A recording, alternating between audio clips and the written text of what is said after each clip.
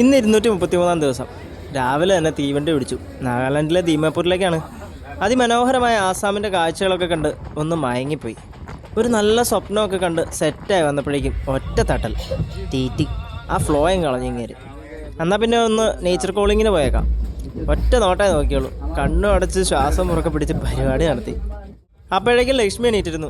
അവൾ കടല വാങ്ങിയപ്പോൾ എനിക്കും തന്നു കപ്പലണ്ടി. കയ്യിലുണ്ടായിരുന്ന ബ്രെഡൊക്കെ കഴിച്ചപ്പോഴേക്കും ദേ ഈ ചേച്ചിമാർ വന്നു. ഇവിടെ മാത്രമേ ഈ കാഴ്ച ഞാൻ കണ്ടിട്ടുള്ളൂ. ആ സന്തോഷത്തിൽ ലക്ഷ്മി വാങ്ങിച്ചു ഒരു പൊതി കന്നാരച്ചക്ക. അപ്പോഴേക്കും കൈകൊട്ടി ആളുകൾ വന്നു. ഞാൻ ഉറങ്ങിയ പോലെ നടിച്ചു. അവർ ലക്ഷ്മിയെ നോക്കി ഒരു ചിരി അങ്ങ് ചിരിച്ചിട്ട് പോയി. അങ്ങനെ കാഴ്ചകളൊക്കെ കണ്ട് ആദ്യം സ്റ്റോപ്പെത്തി. ലുംഡിങ് ആസാമിലാണ്. അതും 15 മിനിറ്റ് നേരത്തെ, ജീവിതത്തിൽ ആദ്യമായി. ഇനി ഇവിടെ നിന്ന് വേറെ വണ്ടി പിടിക്കണം. കുറച്ച് സമയം കിട്ടിയപ്പോൾ എഡിറ്റിംഗ് ഒക്കെ നടത്തി. ലോക്കൽ ട്രെയിനും പിടിച്ച് ദീമാപൂരിലേക്ക്. ഇതാണ് ഇന്നത്തെ വിശേഷം. ശേഷം നാളെ.